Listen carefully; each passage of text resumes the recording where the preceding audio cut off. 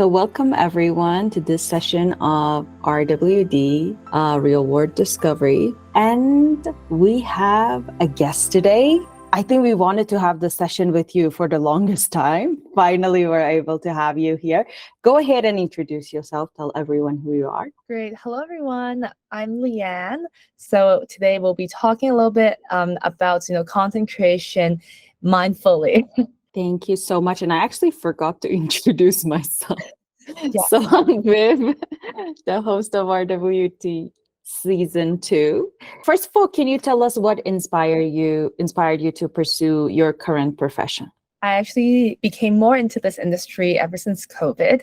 So obviously people are finding things to do online, and I was in the events industry, which was in person. So obviously that could not happen during the pandemic. So I had to find a way to still share my voice and express myself creatively, but in a way that is sustainable during the pandemic. Hence the Instagram, the Facebook, and then joining a media company to help them grow their page. All in all, it's been my passion for a very long time to share and create, meaningful content. And I think being in the media industry, it's very relatable actually to this topic, because everything you put out there has an effect and it can influence how other people think.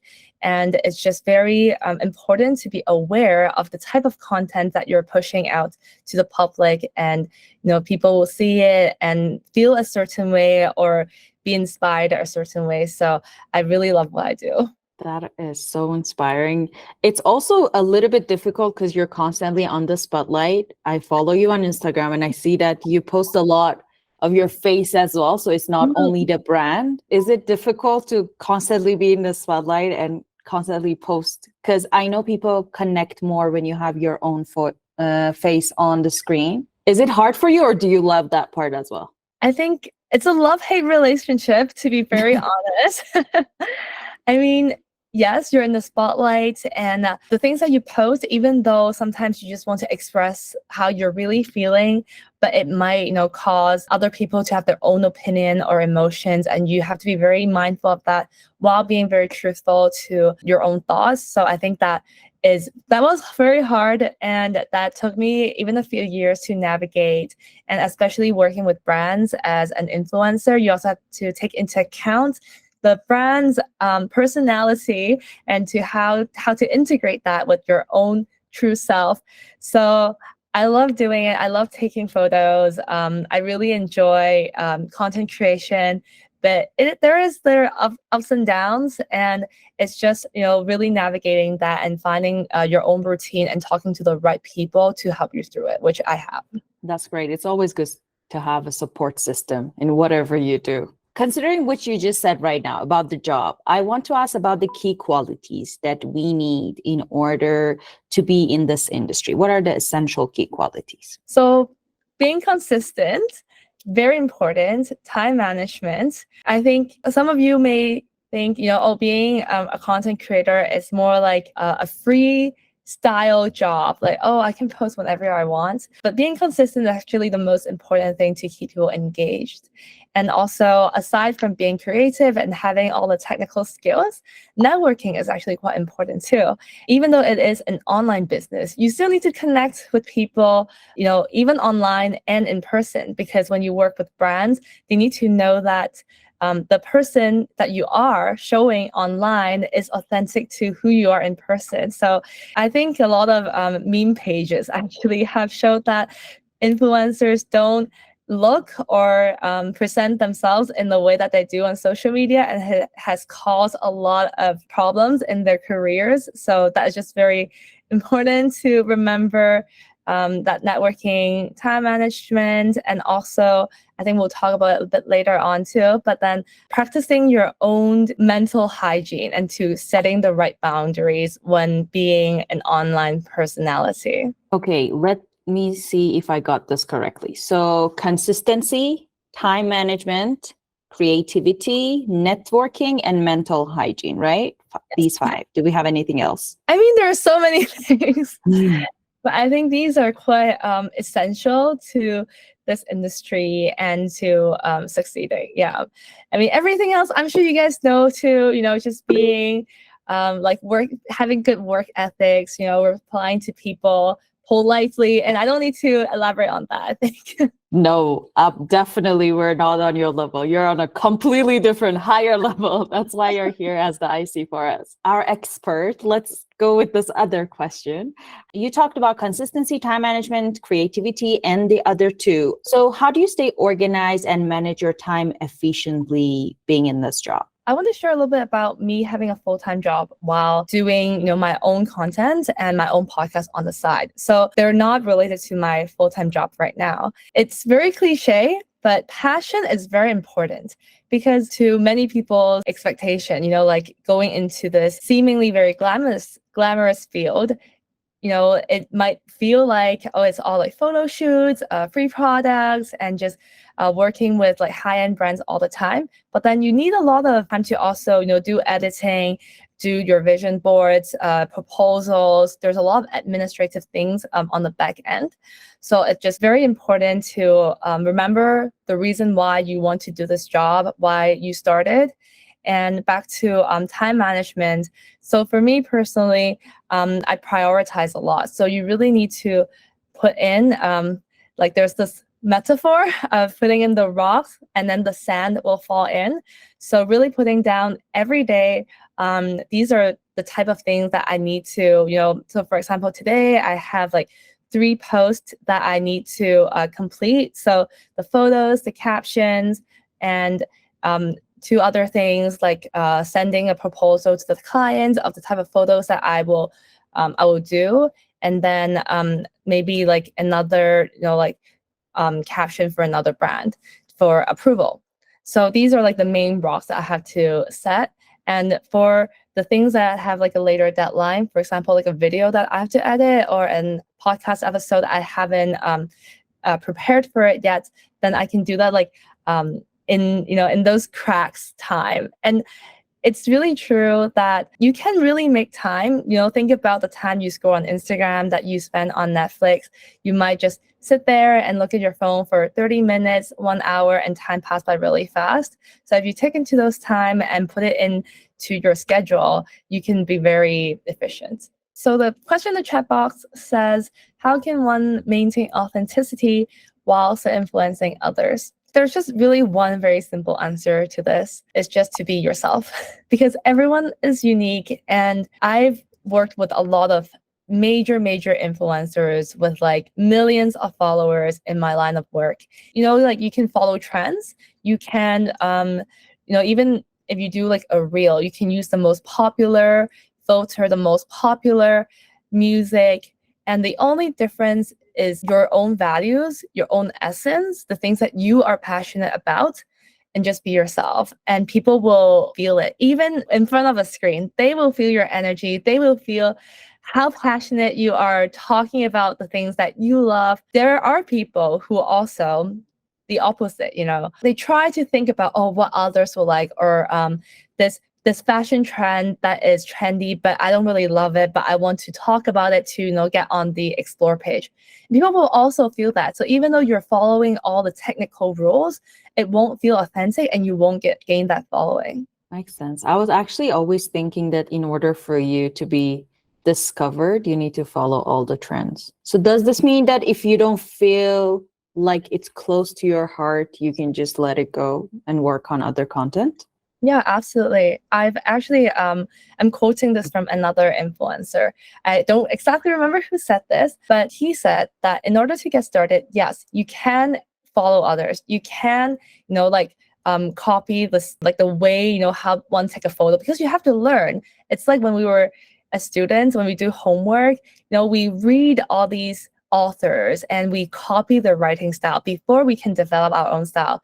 So before we get to that point, and including myself, I also had to take inspirations from a lot of content creators. But still, during that process, still staying true to yourself and preaching the things that you are passionate about, and just remembering the values that is important to you. What do you think are some of the biggest misconceptions about being a social media manager or an influencer? Echoing what I said earlier, that it can look like a very, very glamorous job. And at times it can be. As a social media manager of a very high-end lifestyle magazine, I do get to meet celebrities, go to amazing fancy events, and get gifts at my office. It is true, but then there's also the other side where I have to, maintain relationships with these people. And after I receive something, I need to write about them or try it myself and give constructive feedback. It's not that only posting the products on IG stories, but there are so many work to be done behind. And also as an influencer, that all these glamorous things, but you're really a one-man show, because back like 10 years ago, before Instagram exists, people need a full team. They need a model, a makeup artist, a photographer, videographer, assistant to hold like the lights, and even some more assistants to source location, to do everything. But now as a content creator, you do everything as one person. Obviously, it's a business, right? You need to charge the brands for this amount of work that you're doing, because brands also have this misconception that it's so easy. You just need to look pretty, pose in front of a camera. But sometimes people don't realize you also need that photography skills. You need to do the lighting yourself, maybe bring out a tripod in your heavy backpack, go into the middle of the street. You need to be like, oh, sorry, excuse me, I need to take a photo. And then it comes out the end image. So there's a lot of work behind. So hello everyone, and hello Leanne. So I'm Lizette Garcia. I am the senior lead for programs and experience here in Own Academy. So as you can see, I've been asking quite a lot of questions, not because I want you to ask your questions yourselves as well, but because this topic is really interesting, and because social media and mindful influencing is really trendy these days, in this day and age. It's one of the quote unquote Gen Z jobs for this day and time. So my question is, with all of the things going on in your life, Leanne, how do you balance your personal life with your online persona and the time commitment that comes with being an influencer? I mean, I still am constantly asking myself this, and constantly reevaluating, because it really can be difficult to set that boundary. Because sometimes when you're so excited, you're on vacation or something just happened, you are so happy, you want to share it immediately on social media, and then you forget to create that boundary. Because online is quite a dangerous space. People can, you never know who is following you. You don't know who is looking at your content. You don't know if people will reuse your content in different other ways. So while maintaining, sharing everything that is authentic to me, I need to choose. I need to select how much I want to share to the world. Like, I don't share my real time location. I don't share, things about my family, very personal things, and that I'm sure like you guys sometimes can see on the news as well. Like some celebrity, they posted something 10 years ago, and then now people are digging that up to have a case against them. So these definitely are the things you need to be aware of as well. So it really is just having that in mind and setting that boundary of, will this be held against me, or will this threaten my life safety actually if I post this online? But in general, I think a lot of the content creators, they have a theme to their page, like beauty, lifestyle, travel. For me, it's wellness. So if you stay consistent on that theme, it really wouldn't be like a big problem. In the previous question that I asked you, you were talking about how after like the content is done and published, you need to give feedback or receive criticism. I actually have a question regarding that part. Can you tell me, how do you handle constructive feedback or criticism from your superiors, your colleagues, even sometimes not constructive, because people sometimes are just mean? First of all, and most important of all, don't take anything personally. The things that you create, it can feel like they're attacking you. It feels like, when they have a comment about, oh, this photo, like I've had people comment that, like, oh, your hair in this photo doesn't look a certain way that we want it to look. At first, I will feel like, oh my gosh, they're judging my hair. Like they're criticizing my personal look. But they really are not. They're looking from a creative point of view at a product, essentially, at this creation. And they're not, like commenting on your bad style. So I think a lot of people might blur that line to think that people are judgy, and when people comment like rude things on my post, they're hating on me. But no, they're not hating on you, because the photo, it's just a part of you. It's a creation that you put out there. A lot of times, actually, people compare influencer to a drawing artist because they take things very to their heart, that if someone criticizes the painting, they will think that they're criticizing the artist, but it's not. So I think that's a really good metaphor that I will constantly remind myself, that they're just criticizing my art, but not the artist. What about the times that superiors actually give you criticism about the content that you've created, especially when it happens last minute? I mean, for me, obviously, and do this mindfully as well, the key is really to be open-minded, because people have very different views on things. And even though you might, at that moment, you might think, I really don't understand why they would think a certain way, or like it doesn't even make sense. But then it makes sense to them. So it makes sense to certain people. And while you have to be open to communicate why you think what you do is good, but it's also really important to keep an open mind and to listen to those criticism and see how you can balance and have a middle point. I think that is going to be the difficult part for me. That's why I don't become social media manager. It's so hard. Yeah, and it happens so much in this industry. And I think just remembering, not just in media, I was in PR, marketing, sales. All of these things happen. It is just, adulting, right? That's very true. It's a nice way to look at it. It's definitely adulting. Do you think it is possible to build a successful brand on social media without compromising on authenticity and ethics? I actually want to shout out to one of my very close friends who's a very successful influencer called Sean McKeever. So she actually shares her own journey online about overcoming acne. It is that kind of very real, very relatable story. Like, she was showing her bare face without makeup. And then through her sharing, she gained so much confidence because people were relating to it, because it is so true that we see a lot of content, very filtered skin. And yes, it is very nice to look at, but we know that that is not real life. And no matter how much, they filter their photos, there is still a very big distance between how we actually are and those so-called icons, So it is these kind of very real, very relatable content, especially right now, for the trend that it is. People are already so sick of looking at all these, even AI style girls online, because everyone looks the same and it just doesn't feel real anymore. And people want to see the realness. People want to feel the human connection. I really do think, just like moving on these social media trends, that just being authentic is 100% the way to go. How do you keep yourself updated in the current trends? It is very easy. Just be online, take inspiration and notes from other content creators. People are so incredibly creative nowadays. But just like looking at how people are creating content nowadays, it just be aware, open your eyes, and just see what people are doing.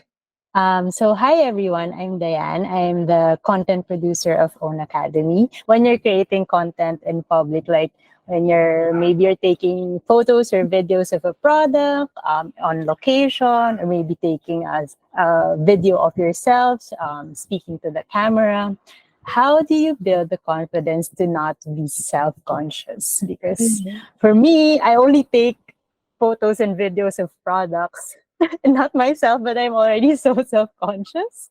So yeah, I would love your tips there. First of all, ask yourself the question, What are you so afraid of? Why are you being self-conscious?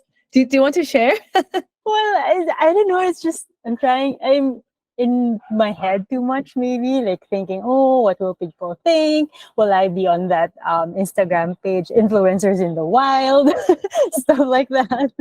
Based on my many years of experience, what people have in their head is all about themselves. You know, when you go to a party and you're self-conscious of what you're wearing and you're being like, I don't know like what people will think of this outfit. Do they think that like how do I look? They're also thinking the exact same question. They're also being so self-conscious. They don't even have the brain capacity to really look around and remember what everyone else is wearing. And if you think about this, I actually also don't remember what most of my friends wore at certain parties, right? So it's very similar when you're outside, you know, like taking content, you'll think that, oh yeah, people are giving me like these weird looks. But you don't even remember their faces afterwards. And the same as them too. They will not remember your faces. They will just, in that moment, maybe, yes, they will think, oh, what is she doing? But that's it. And then they will go back to thinking about their own problems. I think, of course, practice makes perfect. That, you know, like the more you go out there and do this, the less self-conscious you are. But to overcome this mental block, just ask yourself, yeah, what am I so afraid of? I think for me, I'm actually more afraid of not getting the right content than people looking at me. Hi, my name is Kiki, and I'm one of the OWN ambassador, and I'm also the ambassador of the Blue Journal. Yeah, I just have a question for Leanne. Is that like, how did you start out your career as an influencer? Like, because typically being an influencer, I feel like the hardest part is like starting out first and getting the attention first, then building your whole portfolio. So was it like planned, or was it something that just naturally hit? For me personally, and I think for a lot of people in my time, okay, so I'm talking about the time when Instagram first started. It was really started from a point of sharing our own lives that we want to share with our friends. From that time, it really was more authentic because there even like the term influencer didn't exist. So people were just very being very casual and not caring too much about the likes, the following. But I do think for right now, there are a lot of very, very successful cases of people who start out with a goal in mind to become an influencer. And I think both ways is beautiful, right? Because you're still sharing your own story, but you just start out on a different path. I think I'm very thankful that I got to know where I am now with how I started. And of course, along the way, I also start to, do planning strategically. So, once you get to a certain level, you want to start monetizing and start working with others that you have to see it like a business. We're constantly talking about putting yourself out there, posting, being on social media all the time. Then burning out comes out.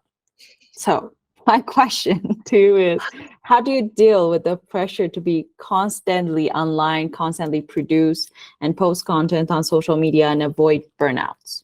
Very, very good question. Because that is very real.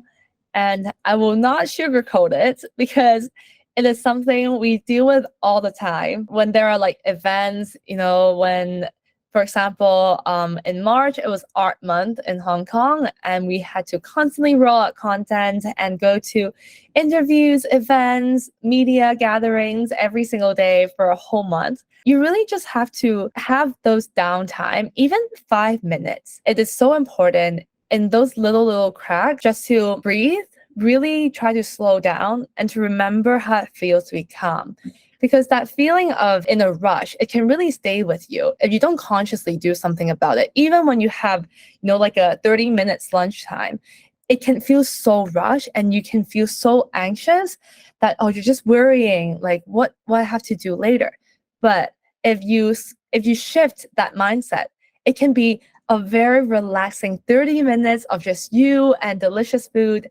So having those practices, including, breathing techniques, or plugging in like a meditation app, just listening to very like chill and zen music, or just having your own routine, to de-stress. For me, it's journaling and reading. So even in those very little time, I try to put this into my routine. It really does help. My personal journey actually developed and had a lot of ups and downs. And I think for a lot of other content creators, they would agree too. Because being on social media, it's a somewhat reflection of your personal life, right? So in your own life, I'm sure all of us, we're still trying to figure out who we are, and we're constantly evolving. Our interests change, our friend groups change. So and being on the topic of being authentic to who you are, it is so important that like, oh, you're posting things that is true to yourself at that moment. So I actually transitioned a lot when I first started posting on social media. I was still a high school student. I was posting about just everything that was happening in my life, like, oh, this meal that I had, this homework that I had to do, and maybe like complaining about like my teachers at school. So that was me as a student. And moving on, I started to travel, and then I was very interested, in events. So that was the first industry that I was in. I was in events management. So I started posting very like a glamorous looking things, almost like an aesthetic Pinterest board. For a while, that was very authentic to me. And now that I've realized, I actually have moved past on that phase in my life. And I really resonate with being in wellness. And, I love sharing about these topics. I took courses in it. And I feel like, I really want to share this message to others, like how these knowledge have helped me. So it's a constant evolution. And I personally, I don't know. I'm not sure if I will continue to post about the same topics next year. But that's the fun part. It's almost like a documentation of the journey that you're on.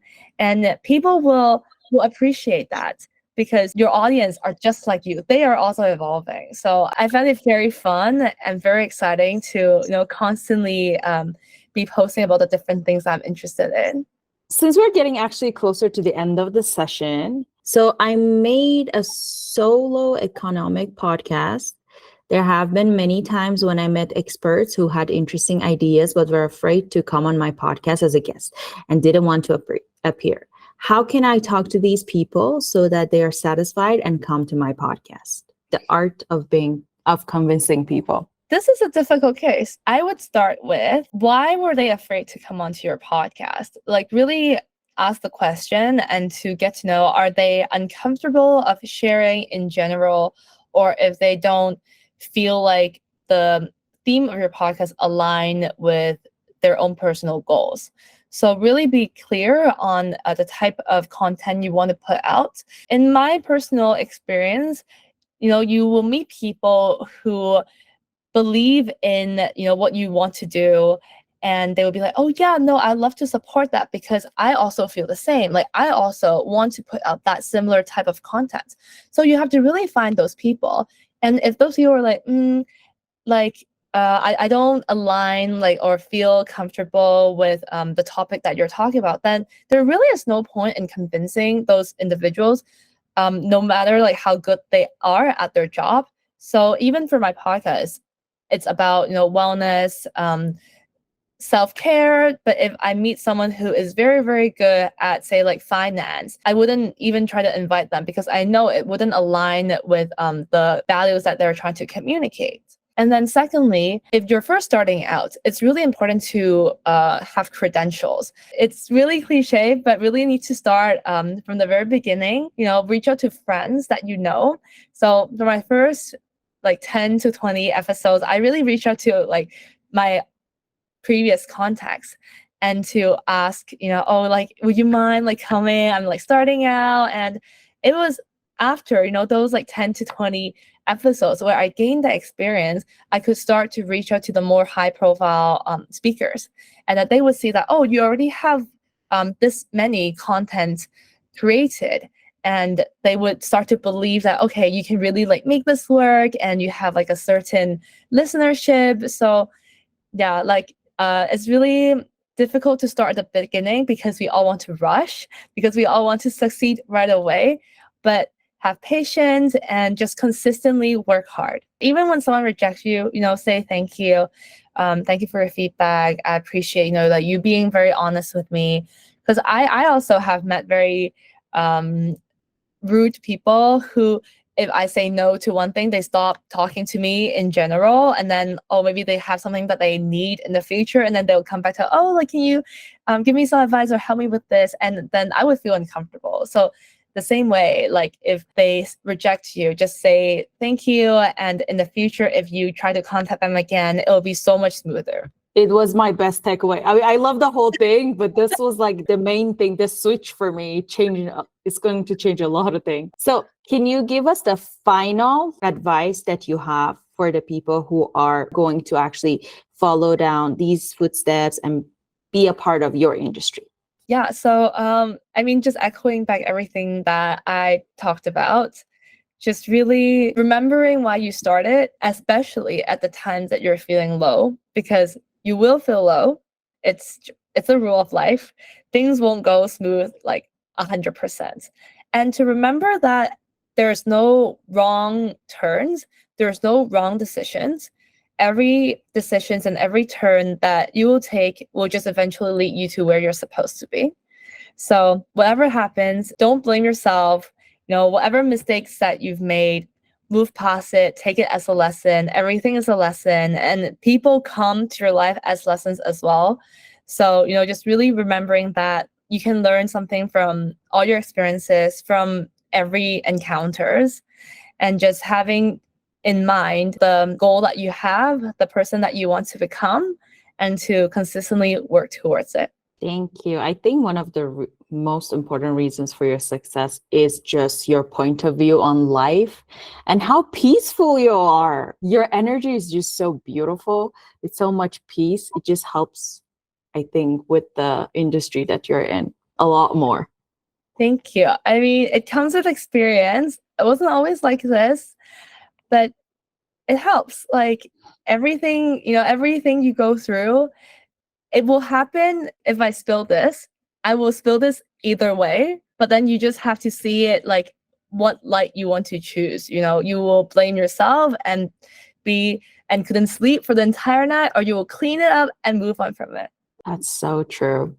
I definitely feel it.